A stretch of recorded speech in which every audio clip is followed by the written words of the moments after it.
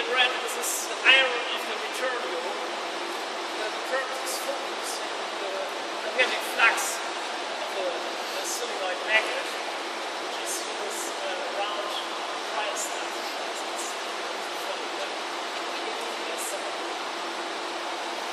So the purpose is bending of the charged particles. If you produce bending, you can measure the momentum of the particles. So that's why you have typically in such kind of experiments magnet. So then inside of our solenoid, which has a magnetic field of 3.8 Tesla, it's switched on right now, it's not switched on, because we had a discharge Friday morning, which means a quench just of activity, and then it's warming up from about 2.9 Kelvin to 70 Kelvin. It takes us 4 to 5 days to cool it down again, which you need to get some activity.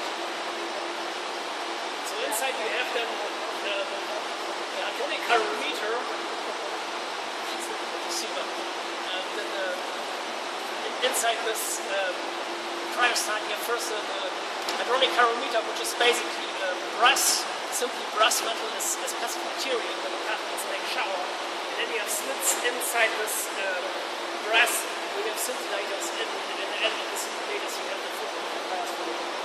So if you have particles that make showers, and then the shower and the scintillator is seen by the photomultipliers, and that's proportional to the amount of energy which is deposited in the calorimeter. And inside from the hadronic calorimeter you have an electromagnetic calorimeter, which consists of crystals, and then again at the end of the crystals you have photomultipliers, and then this is more sensitive to electromagnetic showers, which means if you have electrons, positrons and photons, they lose basically 100% of the energy already in the electromagnetic calorimeter, so you can distinguish different kinds of particles a little bit this way. And then inside what you see, which looks there a little brown, gold color, this is our inner tracking system. It's a full silicon tracker.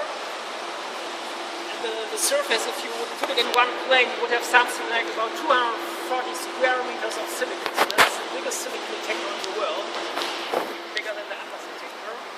While the Atlas detector itself in size or in volume is about twice as big as our detector. So that's one of the reasons why it's called CMS for compact silicon. Then you have first there are 10 layers of silicon strip, and just around the pipe you have 3 layers of pixel detectors, also in silicon. And you have 66 million channels, so 66 million pixels, which produces a huge amount of data. So this is the basic parts of the detector. This is the barrels. You have 5 so-called wheels, which are just one after each other, and then top behind the detector you have the end cap. You have basically the same detector technology, only rotating by 90 degrees, which you have there better resolution detecting the particles.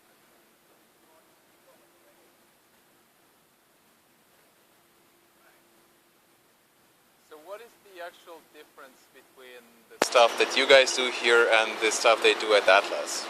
We're basically doing the same thing. These are multi-purpose detectors, both. We have 4 detectors here. I can show this on the map here, so you can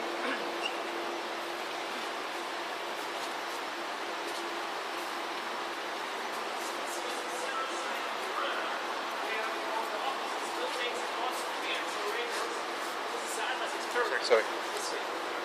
Dark HC accelerator. And the very top here, this is CMS, that's where we are right now. And then you have here also another experiment which is called Alice, which is dedicated for heavy ion collisions.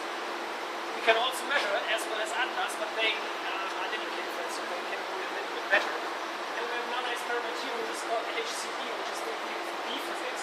So you have B particles, B mesons in particular, which have a relatively long lifetime, and they have a forward spectrometer that's some kind of, you only have from the interaction point one half of the detector in one direction or the other, but therefore you have put more length and more resolution in this half of the detector which exists, so they can better resolve the decay length of the particles and better the properties of those particles. And Atlas and CMS, they are multi-purpose detectors, so they can measure everything. They can also measure B physics and heavy ion physics. And in the past, we have also, we are really compatible with the dedicated experiments because we had more luminosity, and now it's equalizing a little bit, so they get now speed up and they can do better for what they have been built for. The purpose why we have two multi-purpose experiments is if there is discovery, or let's say a claim of discovery, which happened a couple of weeks ago, we want to have this confirmed on the second experiment. If not, then what are you going to do? So you would need to have another experiment somewhere else in the world. That will take another 10 or 20 years. And so you will immediately do. The same happened before at the Tiberton accelerator, which is already shut down since 2 years now. At Fermilab, that's close to Chicago. They have also two experiments, CMS and Zoom. So if one experiment claims something, they check it directly with the other experiment, and then we have a better chance to be safe for statistical fluctuations or some instrumental of the detector you didn't understand. Right now it looks like Atlas and CMS, they're very consistent excess and the same invariant mass in the same channels, which really indicates that this is not a statistical fluctuation and also not an instrumental effect. So right now when you combine the information of the two experiments together, the probability that it would be a statistical fluctuation would be something like 10 to the minus 8, 10 to the minus 9. So that's very, very small. And we are accumulating more statistics, and then at the end of the year we will see this clearer.